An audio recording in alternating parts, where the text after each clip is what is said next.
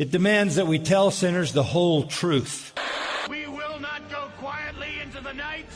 Voice of truth says this is for my glory. Christian Cornerstone Podcast. Hey, I didn't have to do anything. I was going to actually click buttons. Oh, we're still going. Do you want the truth, Bill? Let No, me ask you. I don't want the truth. Will you go quietly in the night? So, guys, I want to welcome you guys to another show of the Equipping Christ podcast, brought to you by CC412, otherwise known as Christian Cornerstone 412 Ministries, where we exist to equip the saints for the work of ministry and the building up of the body of Christ. So, yours truly, Mr. Bill Ricksecker, and then there's Michael. I guess. How's it going, Bill? It's been a while. How's it going? It has. It actually has. Actually, I wanted to bring that up because the only time that I actually had a few people ask me is like, "Hey, what's going on? When are you going to upload it?" And I was like, "Hey, sorry, we didn't actually have one." Those of you who are listening, I'd encourage you to follow our Facebook page. I put an announcement up there. We did not have an episode last week, and that is because here in Ohio, it was comfortably hot. The fiery furnace. It was. It really was. And it Pit of hell. It's not too bad. Well, okay, it wasn't really that comfortable at home because it was warm enough. I'm in an upstairs duplex, so my AC, because of the heat, was just kind of keeping it at a neutral temperature. But the benefit was it was still blowing on me, so I was like, "Oh, that feels good." But yeah, I mean, I working in a hot factory, fighting dehydration all week. So I told Michael, I was like, "Hey, we're gonna have to take a break. I'll catch you next week." So that's what we did. We're here to continue on where we left off. Michael, how about you? What? Actually, yeah, share what kind of cool stuff you got going on, and then because I actually have something rather interesting that I want to share with you, as long as I could remember. But I want to hear what kind of stuff you've had going on this past week. Yeah, well, a funny thing with the heat, because it was like in the 90s here a couple of the days, which for us in California, in the Bay Area, is like, but some people... Is that normal for you guys? No, not really. Okay. Towards the end of summer and early fall, when you're like, this is fall, why is it still so hot? But on the Nextdoor app, which is like a neighborhood community app, someone, and I thought they were joking and would get like a lot of hate because people are hateful. They were like, for all of you who have those electric vehicles, can you not charge them for the next couple of days? Because we don't want the grid. Like California has not caught up. They haven't changed the electrical grid since the 70s or 80s. They threw some number out, and you're going to make us go into rolling blackouts, and we want our AC. So can you just not drive your car? And I was like, whoa. But almost everyone commenting was in favor. And I was like, ooh. Like, isn't California also like, I don't know what the dating is, maybe like 2030? Aren't they like also mandating that everybody go to electric vehicles, or is that being thrown away? It's something along those lines. I know like every car dealer, like every brand of car needs to have one on the market. And then I think they might try to limit new vehicles, but you'll always have those good old car lots. I hope. And the funny thing too, they want to switch to electric.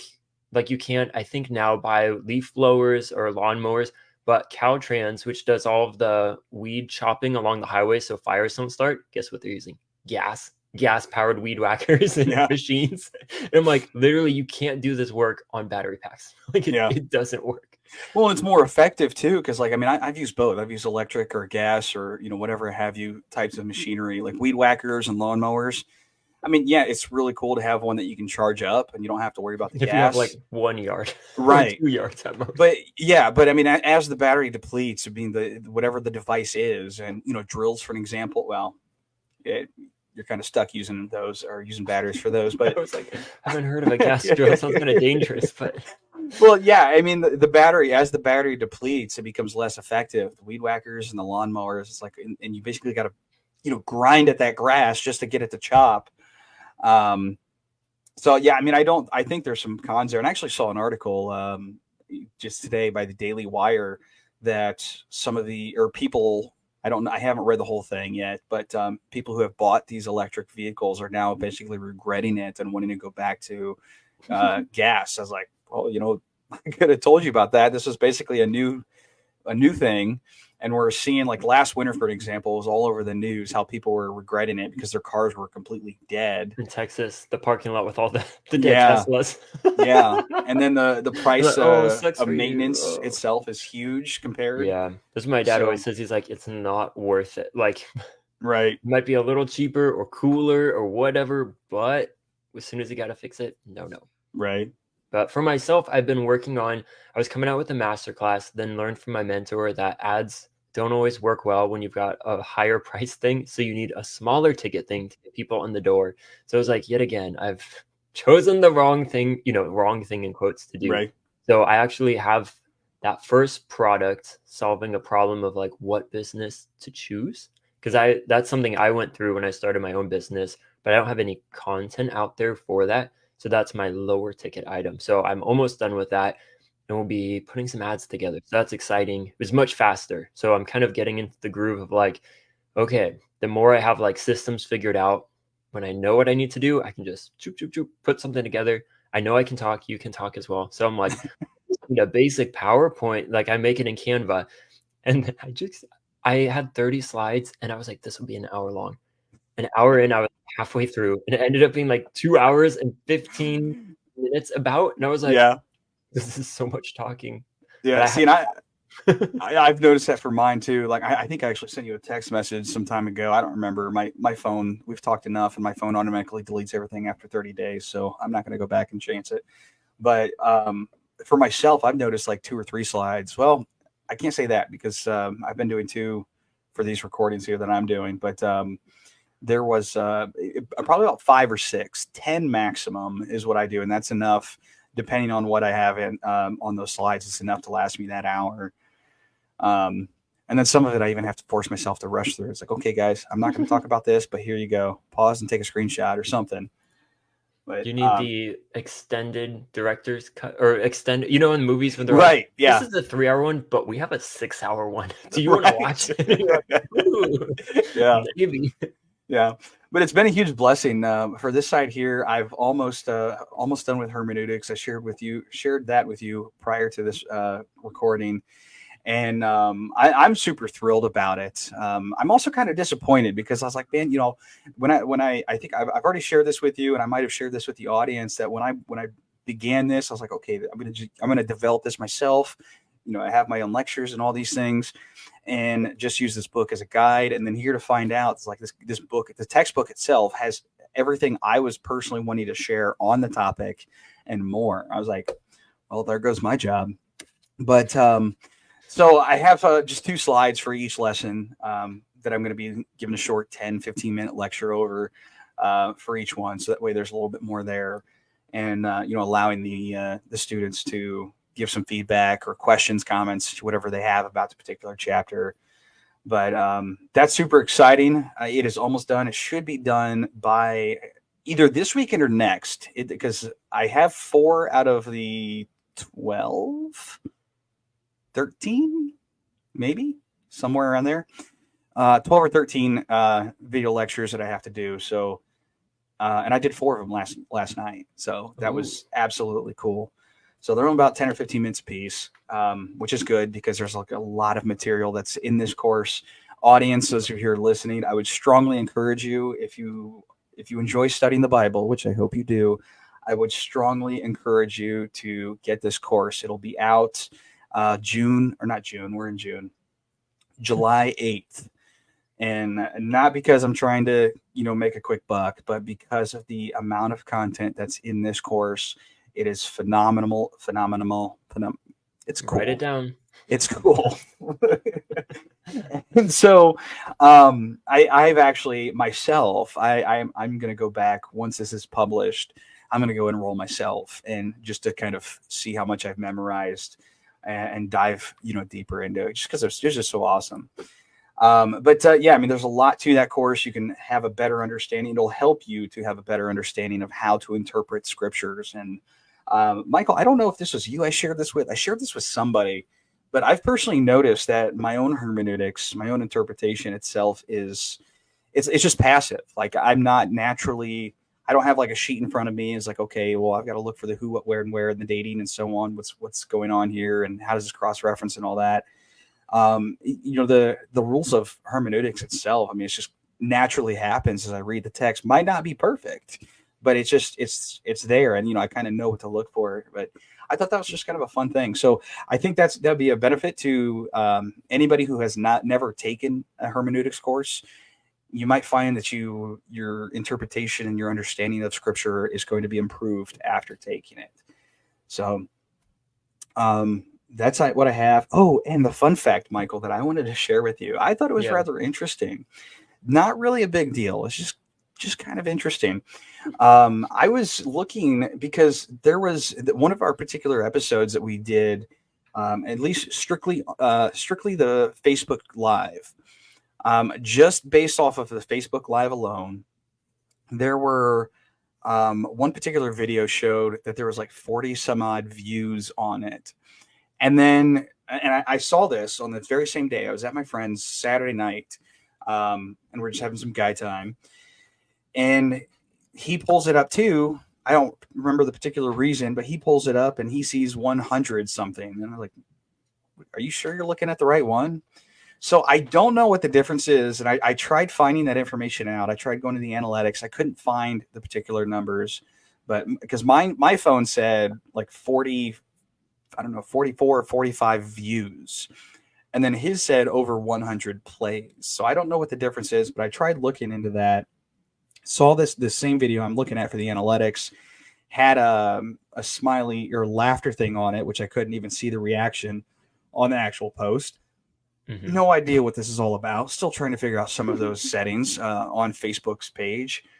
But I bring that up because I had a personal theory. I have absolutely no way to prove this. But you remember me sharing with you about that particular church years ago that I confronted? Yeah. Well, apparently, and I don't know the reason, I completely forgot about this, but back when this was going on, one of my friends, good friend I grew up with, she messaged me and, said, hey, have you seen this, a particular page, this whole paranormal demon hunting, he calls it paranormal house hunting or something like that, but it's demons.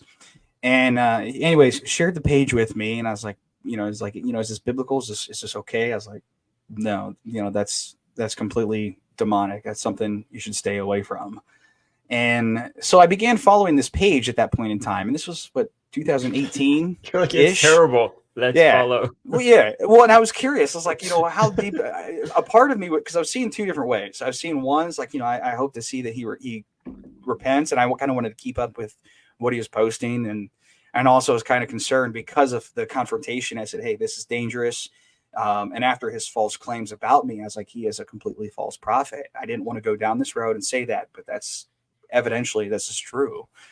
And so I began following it just to see how far down the rabbit hole.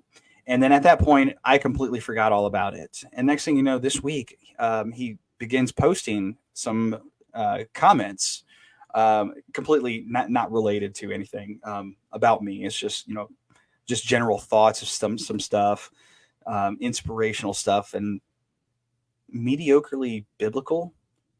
There's some questionable stuff in which he shared. It's like, but bottom line is I didn't get involved with it. I'm just kind of following it and just keeping an eye on what's being said there.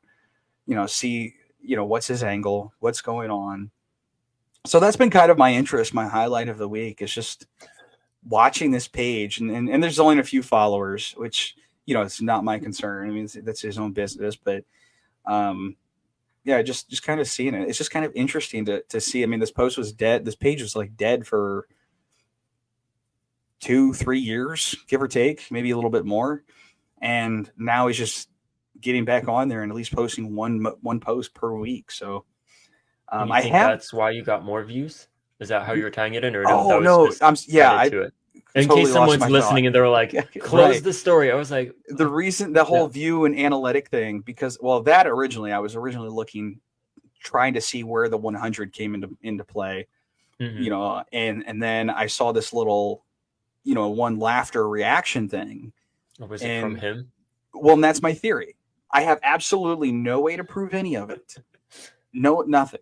But I'm a little curious. But and the funny thing is, when you actually go to the page and you look at the particular video, you don't see any sort of laughter reaction on that video that we did. So I was a little confused. They laughed and took it back. Yeah, but to wrap that up, I really do hope. I do pray for this gentleman. I mean, I hope to one day, hear from him, because I actually double checked. I couldn't remember how long ago it was, but sometime in 2022, I sent him a message saying, hey, sorry how things went, but it's been a blessing on my end, and here's why. I hope you're doing okay. Praying for you. So I never repented, but pretty much. And I never heard anything back, which I didn't expect it. From the past experience, it seems to be pretty hard-hearted on the issue. But I still praying for him, still hoping that one day he comes back and the Lord brings him and redeems him. So, but yeah, I mean, that's been my fun piece. You ready to dive in? Yeah. What are we talking about today, Bill? We're talking about Jesus stuff in the Bible and overcoming sexual sin. Now, I want to actually point this out here, Michael. Let me share. I don't know. Let me know if yours says the same thing, because I know we kind of conversated about the different topics. My translation says fleeing from sexual immorality. Does yours say the same thing? My NIV says sexual immorality, and then the ESV says flee sexual immorality. Okay. See, and that's really the focus. Combination. Right. And that's really the topic here. And I wanted to bring that up because I have this here titled Overcoming Sexual Sin. And I wanted to do that because what I see here is Paul is addressing, okay, this is the consequences of sexual sin, and this is why we don't do it, which we'll talk about here in a bit. But I wanted to, go a little bit deeper in how can we overcome this? How can we combat, these sexual sins and desires and, what have you. So that personally is why I've titled this Overcoming Sexual Sin. So, Michael, feel free to take it away. Alrighty. So we're in 1 Corinthians chapter 6, verses 12 through 20 is what we're going to go through. All things are lawful for me, but not all things are helpful. All things are lawful for me, but I will not be dominated by anything. Food is meant for the stomach, and the stomach for food, and God will destroy both one and the other. The body is not meant for sexual immorality, but for the Lord, and the Lord for the body. And God raised the Lord and will also raise us up by his power. Do you not know that your bodies are members of Christ? Shall I then take the members of Christ and make them members of a prostitute? Never. Or do you not know that he who is joined to a prostitute becomes one body with her? For, as it is written, the two will become one flesh. But he who is joined to the Lord becomes one spirit with him. Flee from sexual immorality. Every other sin a person commits is outside the body, but the sexually immoral person sins against his own body.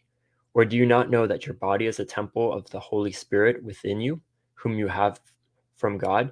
You are not your own, and you were bought with a price. So glorify God in your body. And there's that last verse, for you were bought with a price. I was actually rereading this prior to us connecting, and that is one of the biggest pieces that stood out to me. I'm going to leave my comments alone for the time being, but I think it's just a wonderful. I think it's just wonderful. I'm just going to leave it at that. We'll get some more comments because we actually have a lot to cover, and we're never going to get through it all. So one of the things that I find interesting about this is this first aspect that he's talking about. Food is meant for the stomach. I got to turn the page here, and the stomach for the food. Now, when I originally read this, I was thinking, okay, there's things that are temporal, things that will perish, because it says in the next verse, God will destroy both one and the other. And then he gets into sexual immorality, about that being a spiritual issue. So my original interpretation here was that this was referring to, okay, this is temporal, spirit, sexual things is eternal, or eternal consequences, however, whatever have you. But I was reading this commentary in my Bible here, and I'm not even going to be able to do this properly without these glasses that I don't have, that are completely in a different room. But get a magnifying glass. Get one of those, just get one that I can pull down. Oh, yeah. That'd be kind of cool. But okay, so here's what it says. Here's what MacArthur has to say on this. Perhaps this is the most popular proverb. Perhaps this was a popular proverb to celebrate the idea that sex is purely biological. And by the way, after I share this commentary, there's something that popped in my head, and I'm a little curious if you know what it is. Okay, the idea that sex was purely biological, like eating. The influence of philosophical dualism may have contributed to the idea, since it made only the body evil. Therefore, what one did physically was not preventable and thus inconsequential, because the relationship between these two is purely biological and temporal. The Corinthians, like many of their pagan friends, probably used that analogy to justify their sexual immorality. So, reading that comment, there's a modern thought that comes to my mind around that we use to justify sin. Do you have any thoughts as far as what it might be? Just I can do whatever I want. It's my body. Which In a covers nutshell, a lot of things, but most of society and culture, it's all focused on you, the person, freedoms for yourself, when it's supposed to be the freedoms that God has given us, and that is not included as one to just go crazy. Well, yeah, the thing what popped in my mind, pretty on point right there, is, well, I'm only human. Like you said, it's my body. I had another argument that the justification, I can't remember, but I don't remember what the other one was, but yeah, we're only human. We make mistakes. Well, it's not hurt. There you go. That's what the other one was. It's not hurting anybody. So why can't I keep doing it? And, I mean, that's kind of a justification. I would say that those are pagan arguments, and they are. I mean, I don't hear those for the most part. I don't hear those from the Christian community. Maybe from young believers who are still growing and don't understand certain aspects, but from seasoned, mature believers, I don't hear this whole, well, I'm only human, or it's not hurting anybody kind of justification. But I mean, this is an aspect that is damaging in so many different ways. And on developing this, on preparing for these here, I actually had the thoughts. There was a statistic I was unable to find. So, well, I'm not going to be sharing it with you. But anyways, the statistics I was curious about that I did find. We have here the percentage of immorality of 2024. And these statistics, until the last two, these are 2024, and they come from a Gallup poll. These are where I got them from. It says 71% believe that the LGB, LMNOP, QRS marriage should be valid. 64% believe that same-sex relations should be morally acceptable. 43% believe it's morally acceptable to change gender. 90% identify as bisexual, or I'm sorry, 90% total here identify in some sort of homosexual identity. 57% bisexual, 18% gay, and 15% lesbian, and which makes up a total of 90%. 67%, and this comes from a different poll. I don't remember the website I got it from, but this is 2022 statistics. 67% have a habit of watching pornography, and 69% endorse premarital sex. So I really found this is just America. And I find these numbers to be kind of concerning, and they actually had plenty more over the past years when they do these surveys.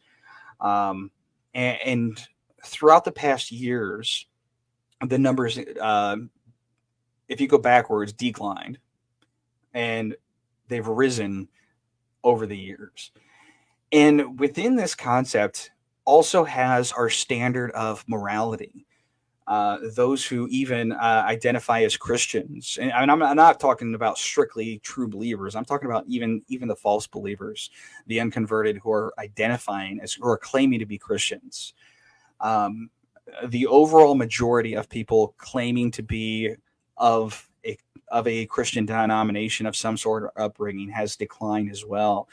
And I think this has something to do with it. I mean, well, the world itself has something to do with it, but I find it to be really problematic. I would personally say the link between why all of these things are going on, and I mean, this is kind of an obvious one to speak on, but I would say it's because people do not fear the Lord. They do not give him reverence. They do not see, I mean, as Romans tells us, they do not seek after him. And it shows as we go back. Actually, I want to go back to that because I think that actually kind of plays into this. So let me flip in my pages. Be a lot easier if I had a digital Bible app in front of me. It's good. The hand in person is good. It People is. at the young adult group, the guy that I'm friends with, he's like, "But I use my phone." I'm like, "And I sit next to you, and you do lots of other things on your phone." So I'm like, "Bring your Bible and turn And your that's phone one of the off." reasons why I prefer. I mean, there's a bunch of different reasons, but that's one of the reasons why I prefer a hard copy. Is there's not any excess distractions. If I was to read it on my phone, I'd be like, okay, well, I'm done reading this sentence. Let's go to Facebook. New notification. Ooh, Exactly. So, I was like, okay, I have the app on my phone, but I only use it for quick references. That's about it.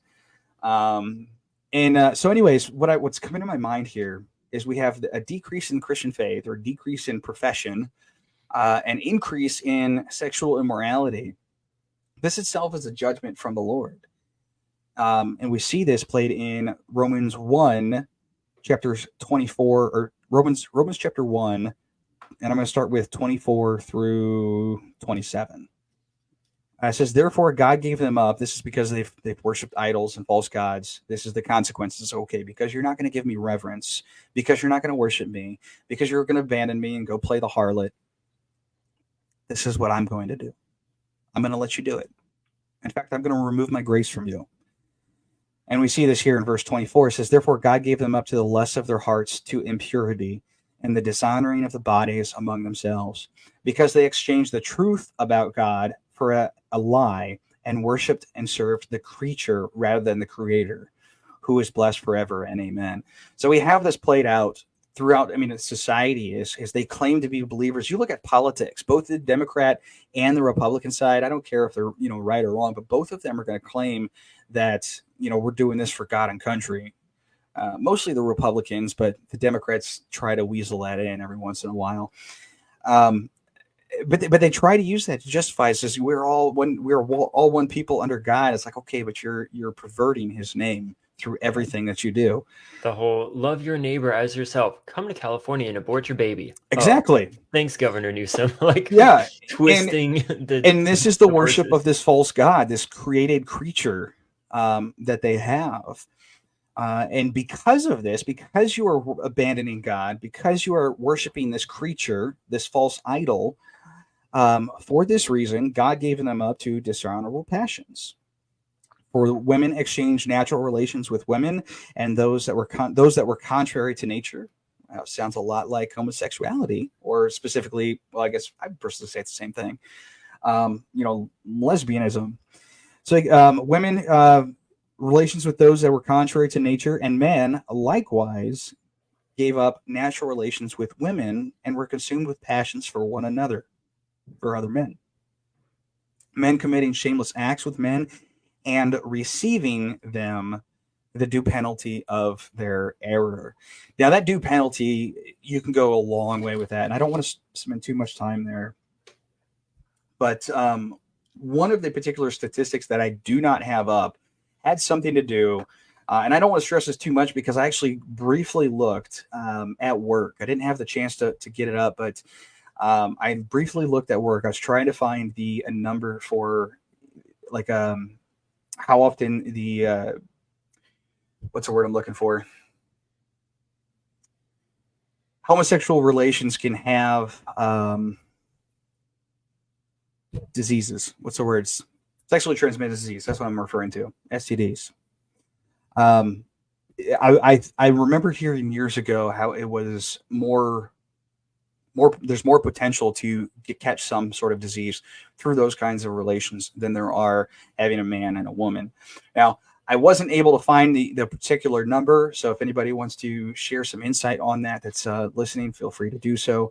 But the bottom line that I want to get from this is there are not just this whole STD thing, but there are consequences to coming across or to abandoning God and pursuing sexual relations, and not just homosexuality. I just bring that up because that's really a big thing that we have.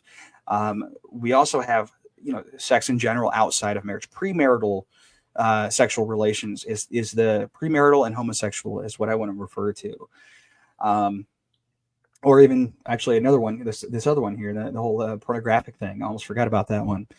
But that's a pretty big one too. Yeah, I was just looking at this the percentage list that I had here, and I was like, oh yeah, by the way.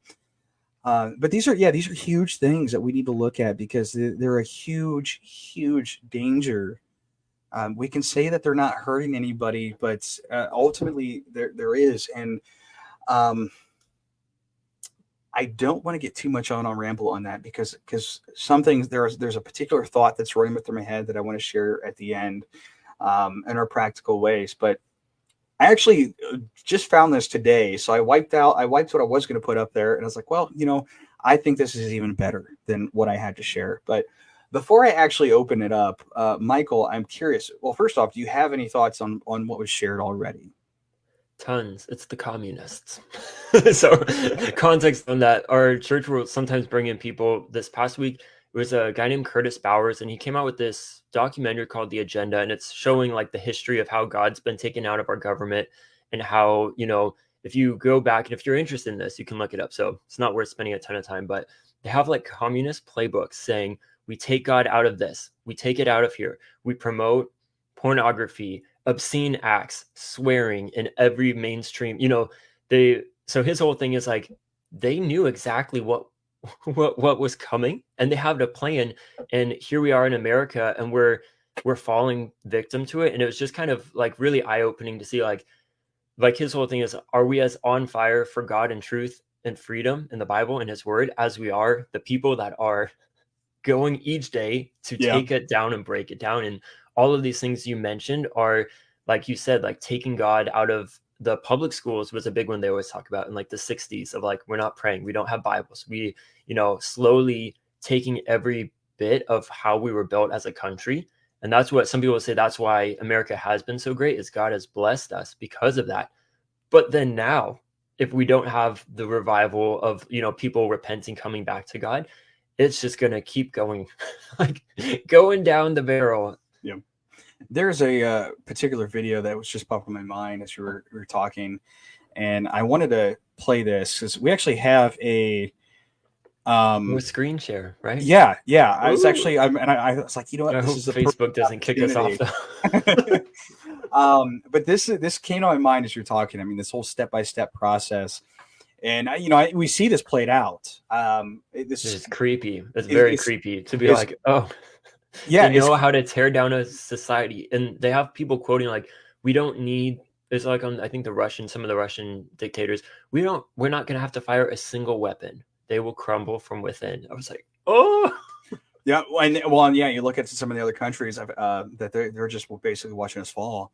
I mean, I've heard about that quite a few times. But before I share this, are you familiar with "If I Were the Devil" by Paul Harvey? Oh, it sounds so familiar. Okay, it's just a 3-minute clip, so I'm going to go ahead and we'll just go ahead and share this. Got the audio on. Okay, save that. So let me go ahead and get this up here. Hey, I don't know if it automatically did that, but that's actually what I wanted. Oh, I think I've seen this on Instagram. Have you? Yeah. If I were the devil, if I were the devil, if I were the prince of darkness, I'd want to engulf the whole world in darkness. And I'd have 1/3 of its real estate and 4/5 of its population, but I wouldn't be happy until I had seized the ripest apple on the tree. So I'd set about, however necessary, to take over the United States. I'd subvert the churches first. I'd begin with a campaign of whispers. With the wisdom of a serpent, I would whisper to you as I whispered to Eve, do as you please. To the young, I would whisper that the Bible is a myth. I would convince them that man created God instead of the other way around. I would confide that what's bad is good and what's good is square. And the old I would teach to pray after me, Our Father, which art in Washington. And then I'd get organized. I'd educate authors in how to make lurid literature exciting so that anything else would appear dull and uninteresting. I'd threaten TV with dirtier movies and vice versa. I'd peddle narcotics to whom I could. I'd sell alcohol to ladies and gentlemen of distinction. I'd tranquilize the rest with pills. If I were the devil, I'd soon have families at war with themselves, churches at war with themselves, and nations at war with themselves, until each in its turn was consumed. And with promises of higher ratings, I'd have mesmerizing media fanning the flames. If I were the devil, I would encourage schools to refine young intellects, but neglect to discipline emotions, just let those run wild. Until before you knew it, you'd have to have drug-sniffing dogs and metal detectors at every schoolhouse door. Within a decade, I'd have prisons overflowing. I'd have judges promoting pornography.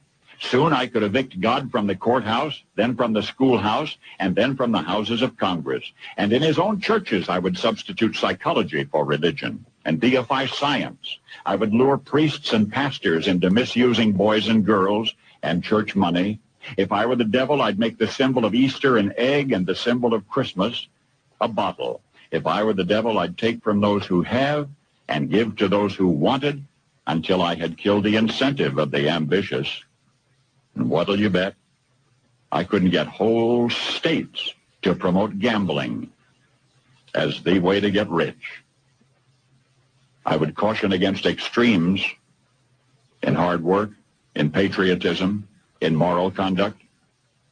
I would convince the young that marriage is old-fashioned, that swinging is more fun, that what you see on TV is the way to be. And thus I could undress you in public, and I could lure you into bed with diseases for which there is no cure. In other words, if I were the devil, I'd just keep right on doing what he's doing.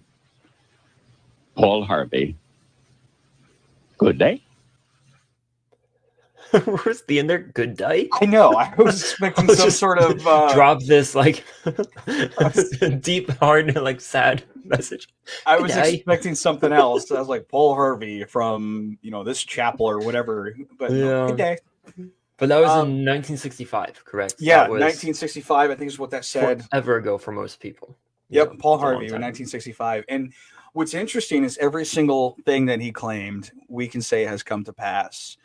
I thought there was a thing about sexuality, but you could probably say identity and emotions. Those are some of the things he played, because when it comes to whatever sexual desires you have, whether it be with if you're a man, whether it be with another man, if you're a woman with another woman, or even behind closed doors in front of a computer screen, or whatever else. I'm got to look here at this list. No, that's pretty much it. Now, as we're talking, we're at the end of June, which has been given Pride, Satan, trying to take over. Yeah. And I'm pretty sure the end of the month is when the people go the craziest. And, even funny with that, at the Walgreens, the drugstore, they're like, the national HIV testing is at the end of the month. And I'm like, oh, I wonder why, because they know people are going to be killing themselves and infecting themselves the whole month, going crazy. And they're like, are you testing? And I was like, to not, like, people are just walking by that every day, like, oh, that's kind. I'm like, do you understand how messed up that is? That they're offering that for free because they know we are so, like, as a society and culture, promoting that, engaged in it, celebrating it. Like, what? Yeah, and there's a lot of dangers behind that. Like the biggest one that I see here is relations, because I want to talk more about it in the next chapter too, because relations. Well, it's kind of like yeah, I'll save that. I'll bring it up next week. Take a note. Oh, it's easy. It's like the value of relationships in general. And I think that's really something that when we commit all of these types of sexual sins, I think that's really something that shows that we don't have value in relationships. But what I found here, this is from the Cripplegate. This is some of the consequences of what they have this title, that Consequences of Sexual Sin by Eric Davis, August 15th, 2018. Is what the link is posted here, but he's got a lot. I was really wanting to share some of the banners of these headlines. I'm going to scroll down here real quick. He's got Oh, he's got a lot. Read them fast. Go 20, through. he's got 25. I was hoping to read some of the underlined comments. I'm just going to read, because there's so many here. I'm just going to read the headline. We'll have the link in the, actually, let me get that real quick. Put that link. I don't know if it's going to be in the comments. It's going to be going to paste that real quick. Hopefully it's there. Press enter. Is that my enter button? Hey, there we go. Okay, so that's there. The link is in the video. If you're watching on Facebook, check that out for more. And the rest of this I'm giving you here, the audience that is listening elsewhere. I'll have the link in the description. But here's some of the pieces in which this gentleman gives as far as some of the consequences for sin. Is number one, it robs God of his glory. And I want to read this one because God's glory is very important. Our body is one supreme purpose, to glorify God. We didn't design or make our bodies. God did. Even more, our bodies and soul have been purchased by Christ. We've been bought out of the slave market and belong to Jesus Christ. He cites here, obviously, 1 Corinthians 6, 19 through 20. Sexual sin robs God of the glory that is duly his. Desecrates the temple of God, again, citing chapter 6. It attaches Christ to the act of sin. This is another big one I think is important for us to recognize. His comment here on this is, we are in union with Christ. Our bodies are one with him. And this is exactly what Paul is saying here in this text here in chapter 6. Our bodies are one with him. Christ lives in us and we live in him. This means that we commit sexual sin. We join Christ to that act. So he's basically just repeating what's already in Scripture, dragging Christ to bed. Number 4 here, it establishes an evil intimacy. This one's an interesting headline. Sexual sin with another person, albeit ever more grief. Okay, he's again citing chapter 6. Establishes a lasting bond. We become one with them. A connection is made that's not easily broken. Though the sin is forgiven in Christ, it will not be forgotten by us in this life. And what I think is interesting about this particular one is, I'm going to keep my comments to myself because of the lack of time that we have. It is uniquely self-destructive. A lot more I'd love to say on that. It deeply grieves the Holy Spirit. It is an evil act against God. It is an evil act. Same thing. It brings the painful judgment of God. I want to read this one, actually. Being under grace does not remove the painful consequences of sin. King David was forgiven, but there was a painful judgment. God decreed that his own flesh and blood would sin against him in kind and in broad daylight. 2 Samuel 12:11. Now, this is the son sleeping with all, like, the orgy on the rooftop with his palace women, right?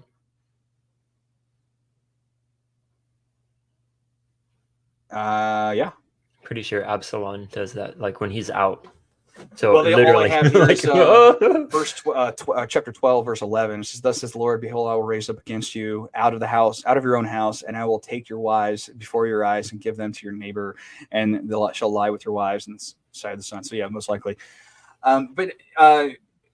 And this truth carries on in the New Testament. The Lord is the avenger. 1 Thessalonians 4:6. Fornicators and adulterers, God will judge. Hebrews 13:14. But I think this is, and it's not just sexuality. I want to stress that, because we focused quite a bit on that in the beginning of this. It's anything outside of sexual relations between a husband and a wife. These things can bring consequences. And there was, I want to say last year, maybe. I think it was. There was an individual I saw on social media that was pregnant and out of wedlock. I mean, this is something there's a lot of people that I see dealing with that. But this particular individual is a Christian, and I don't know the full story. I just know they were pregnant. They've since then at least deactivated, at minimum, deactivated their account. But I think of that, and I think we see pregnancy, we see children as a blessing, and I think they're very beautiful and adorable and all this stuff. But you think of this, when you're getting the difference between having relations between a husband and a wife and having relationships with a boyfriend or girlfriend, or some person you just met last Thursday, is the value of it is when you're having relations with somebody you just met, you're doing that out of pleasure. You're doing that as some sort of recreational sport. But when you're doing it with a husband and a wife, you are doing that because I love you. I said I do to you. And I said I will always be yours and you will always be mine. And this is the ultimate form of connection between a husband and a wife. And so my thought here is that when pregnancies happen outside of marriage, we might not always see it as a judgment, but I think to a certain degree it is, because and I think women carry the burden a little bit more than men, because this child literally comes out of a woman's body. But I would say the burden itself can and should be on both parties. Is you think about this, you go to a party, you do whatever, it doesn't matter what you're doing. You just met this person and you go sleep with them. 2 weeks later, I'm pregnant. I'm not, but they are, obviously. Because men cannot get pregnant. Right. And you think, and I'm actually going to put myself in there. We'll put a whole Christian, and Michael, you can put yourself in this too. We'll both be throwing ourselves in the dirt. We both get this text: I'm pregnant. We're professing Christians. We're in good standing within our church. Himself, obviously, we're both here doing a podcast, developing a ministry of sorts. I mean, so much is going on. I'm not married to this person. What is that going to say?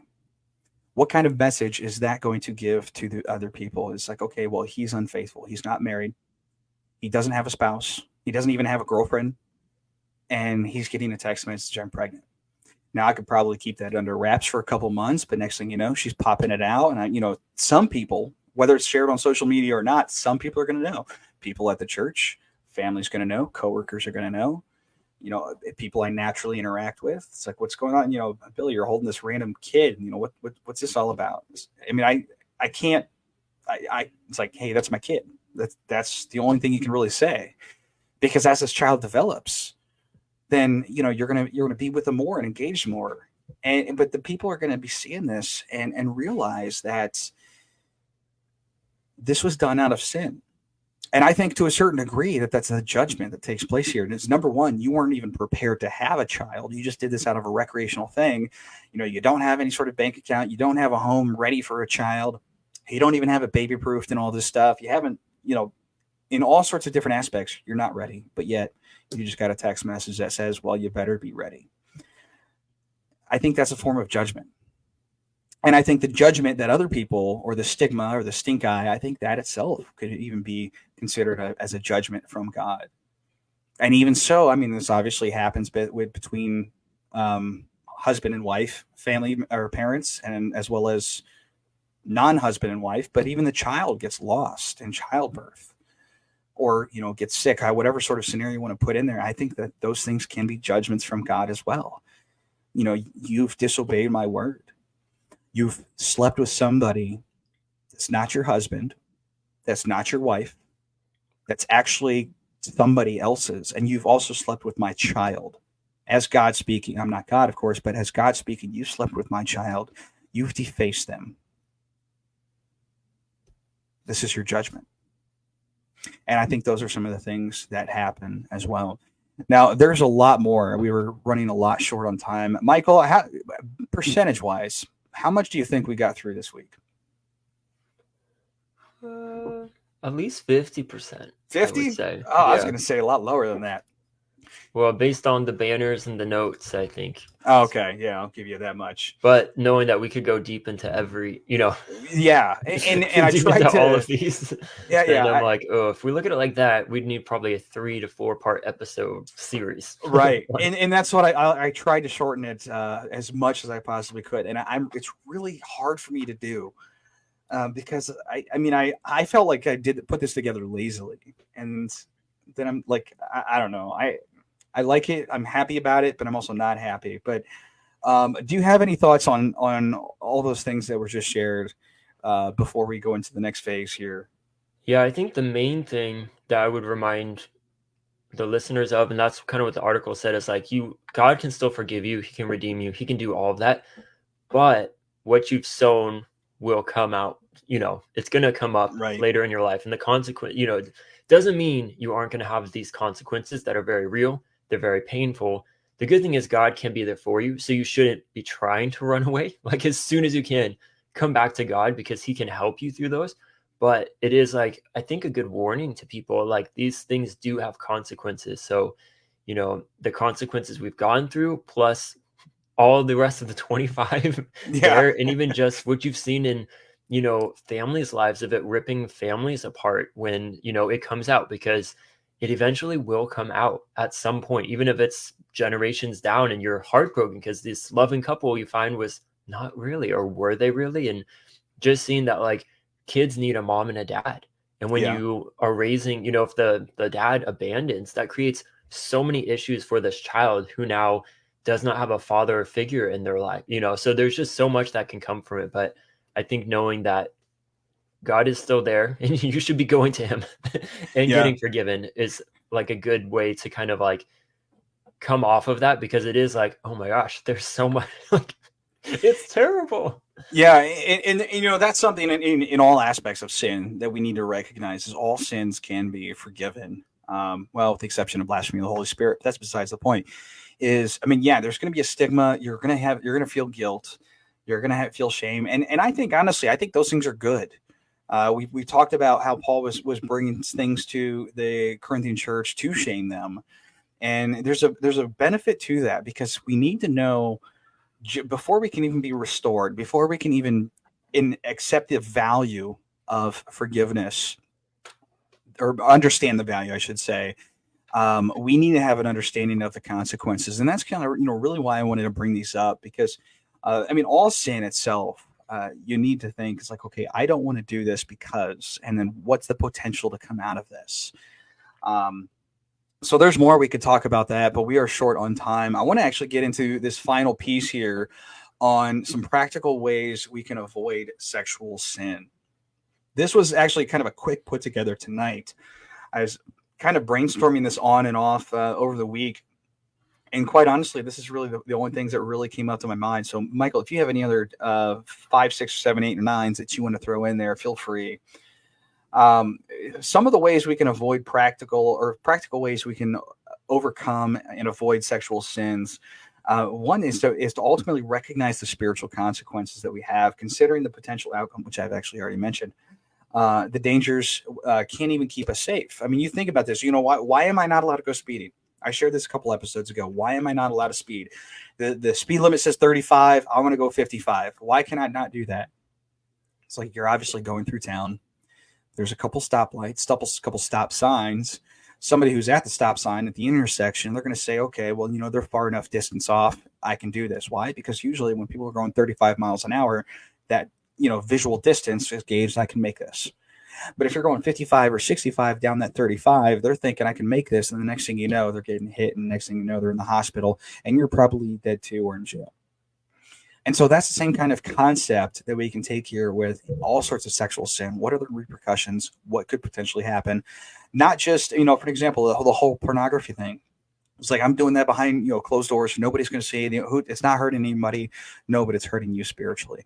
And it's hurting Jesus Christ. And it's hurting the Holy Spirit, because you're bringing them into that. And future relationships, they've got a ton of studies. Exactly. By the time you get there, it's not as good, because you have all this in your mind that is not realistic. It doesn't make, you're objectifying the person in those, that you're seeing. And, so it gets even worse besides like what you're doing to yourself. Yeah. So, one of the benefits, or one of the things I think in all aspects is to look at what's going to happen if I go left or right. Me personally, that's how my brain works. I can't get away from it. Like, when people have a question, they say, hey, what do you think about this? I already got the novel written up. I'm just ready to hit send. And I'm thinking, well, in one direction, you can go this way. And I'm on this, you can go another. Like, when they say, like, just in general, like, what are your thoughts on such thing? And I got to give them both. I says, well, anyways, so that could be helpful. Another one can be to find someone to be honest with and accountable.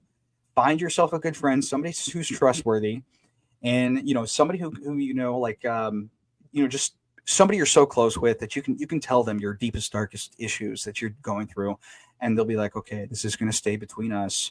but I've got your back. These kind of people we can trust. And you just go to them and say, hey, I've been sleeping with somebody that I'm not married to. My husband doesn't know about it. Or I've been watching pornography and I'm completely ashamed of this. I think the whole homosexual thing will be a little bit more complicated of a discussion, but well, I'll save that because I obviously don't have any experience on that. But yeah, just in general, the sexual urges, the temptations, the sins, be aware of that and say, hey, I have this issue here.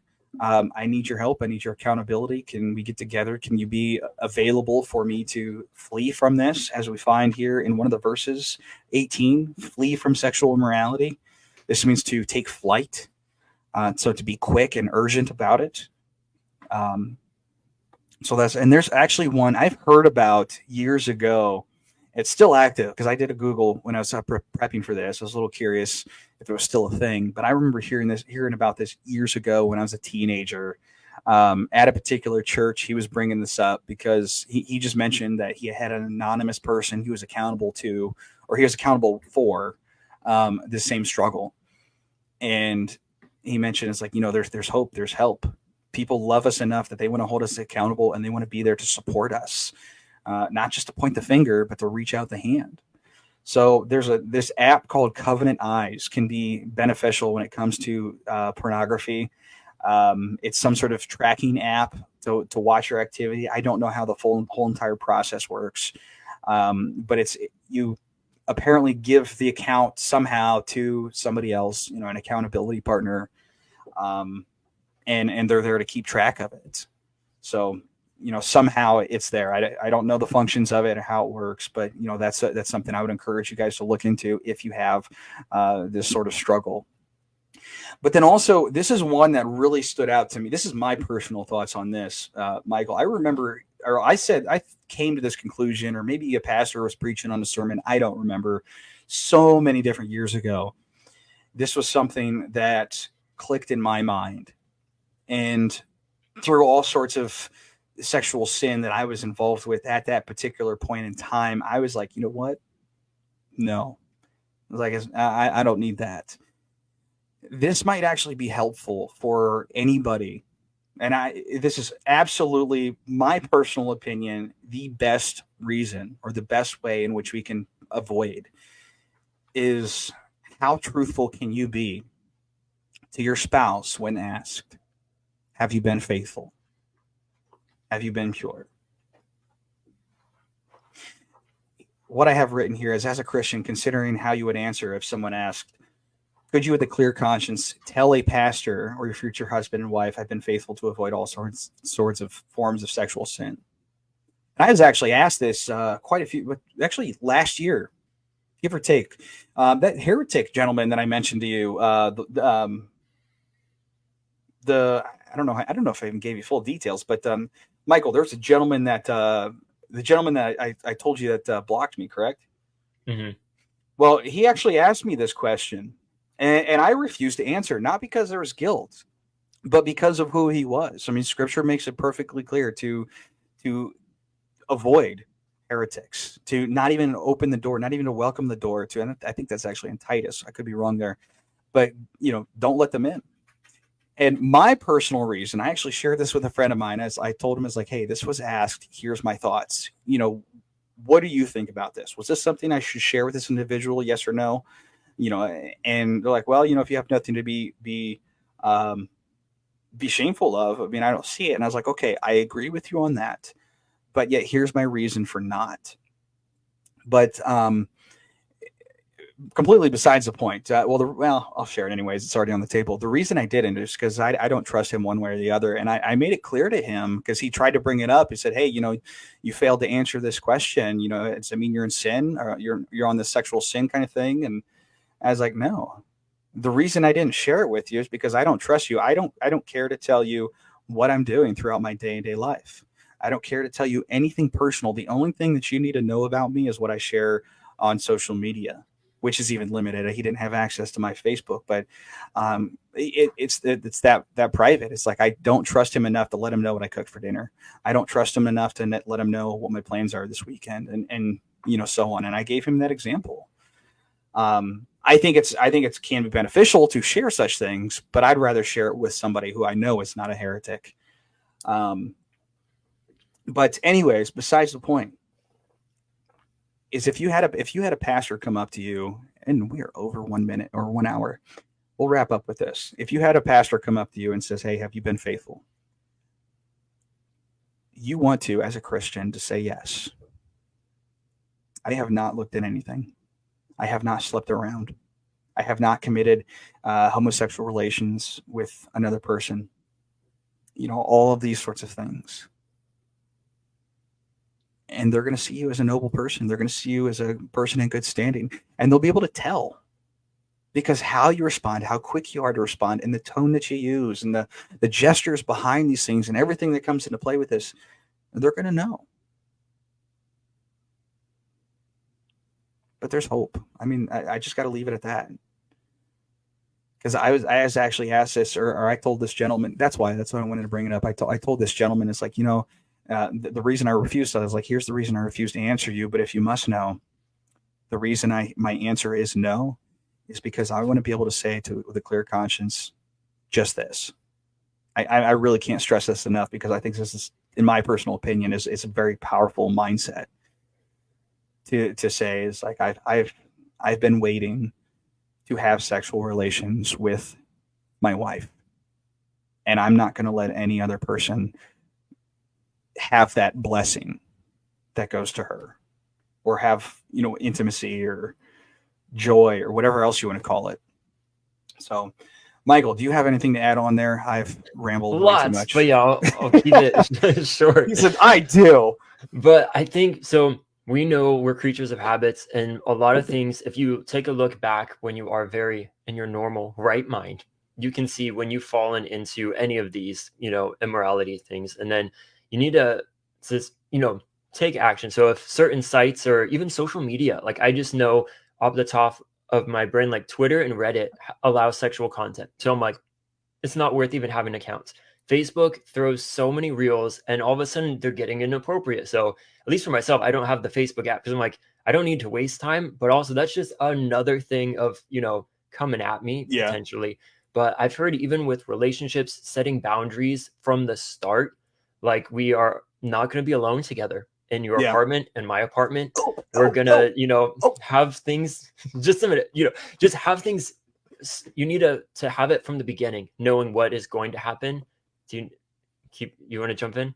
No, keep going. And then I'll end it with, like, parents. I think it's so important to know that, like, as soon as you give your child access to technology, you've just opened the door to a ton of garbage there. So everything as far as no electronics in the room, no TVs in the room, nothing will be one thing, but also keeping an open conversation, I think, is going to be very helpful in talking about these things. Like, so, there's this out there, you're not encouraging, but like have it so that if they do go through something, they can come to you rather than trying to hide and cover up. And then all of a sudden they've got all these kids. And you're like, what happened? Or they're taken over by the world and the immorality that all of a sudden they do want to change their gender. They want to get in these, obscene relationships that they shouldn't, either, or it could be something small as like, oh, you let me have a phone and it, destroyed my whole teenage to young adult life. Like, I don't know, but I think parents, it's a huge thing. But yeah, Bill, well, and there's one thing I wanted to share. I'll keep them anonymous, but keep it anonymous as much as I can. I was a couple of weeks ago, and I got to say I was proud of this individual, but a friend of mine, their child just turned 16, I think.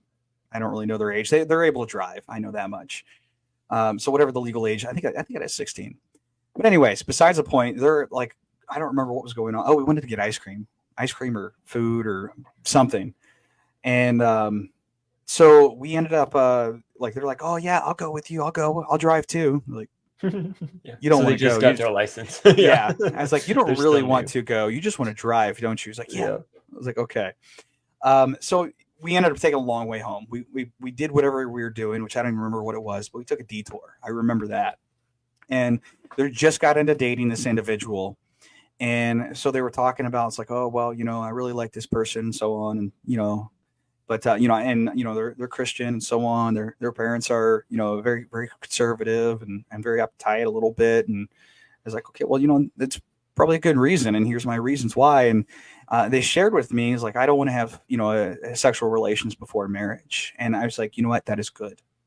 Keep that. And I was completely honest with them. I want to share this for anybody else who's listening to this, the younger audience as well, is keep that. I'm 35. I don't even remember when I played around first with, another individual, but besides the point, what I shared with this individual that was telling me this, 16-year-old individual, I was like, that's good, because I'm not a man that regrets stuff. I don't. I mean, I think there's always something to learn. It's like, every single thing that I could regret in life is simply a blessing, because there's something that I've learned out of this. But I shared with him, is like, if there's the one thing that I could take back, it would be the fact that I had sexual relations before I was married. And, I explained to them why, and more than we're getting off too much time here. But I think that's something that's really, really beneficial, is to let people know, is, if you're like myself, audience, whatever, let them know, it's like, hey, this is something that's very special. This is something that's between a husband and a wife. There's a connection that takes place. It's the ultimate form of a bond between them. So save that for them. But anyways, you mentioned something. I'm going to wrap up with this. You mentioned something about setting boundaries. Have you heard of a movie called Old Fashioned? No. No? Okay. Wrap it up with this. The very short version is, backstory of the movie is, this guy he's in college doing stuff that he's not supposed to be doing, breaks the heart of his girlfriend in college. And then from there, he vows to remain 100% pure, abstinent, and set all these different boundaries in place until marriage. Anyways, what I will wrap up with that, because it's a really cool movie, is it's called Old Fashioned. And the gentleman, he does a lot of practical things, a lot of cool tips to avoid these temptations. And one of them is he refuses. In fact, when I first watched this movie, I was like, yes, I like that. And this is my personal rule too, is I will never be alone in my private space, my home, for an example, with a woman, obviously other than family members. So that's a really good boundary to put in place. I mean, yeah, you want to watch movies or something, you want to have dinner, go out, invite friends over. Something. And date to marry. I think that's a big problem too, of like, I didn't really want to do a lot of dating, because I'm like, I'm not ready to get married. I don't want to. Like, I want to do my own stuff, which to a certain extent is good, because I like, if the man's going to take care of the family and be the main provider, like, you need to get your career put in order. But then, so many people just casually date, and that's how it can lead to that. But if you are, we're dating or courting with the purpose of, we're seeing, is this going to work because we want to get married? Then I think it's like, you can't watch a movie alone together. Oh, boo-hoo. Wait a year, maybe. And then you'll do everything together. Like, in the perspective of life, just and how long it is. Give me some space. Yeah. Dude, be like, oh, we were so excited just to watch a movie on the same couch alone. And you're like, yeah. Oh. And see, my personal thoughts is, I'll wrap this up, and we'll I said that already like 5 times. I think there is you know what? I'll save that. I'll save that for a later time, because we are over time. But anyways, Michael, were those your closing thoughts? Are you done? Yeah, just have me stop talking. Okay. Just shut up. But get the logo ready. Yeah. We are, so we're pretty much out of time right now. We're over our time, but I want to thank you guys for watching this. We have a heart thingy and an eyeball thingy, so somebody's checking this out. We'll probably get more after this, because we had like some 40-some in one of our videos. I don't even know what the last one was, but if you guys have any questions, comments, concerns, snarks, emails, conundrums, starks, and all that other good stuff that Todd Friel says, Send it to Bill. Send it to Bill. Put a comment, send it to us on Messenger. Some of you know me personally and blow up my phone, particular person I'm pointing fingers at. Feel free to get a hold of me. And, those of you who know Michael, perhaps blow his phone up for a change. But so, yeah, that's all we have for this. And then next week, we will, Lord willing, we'll get into chapter 7.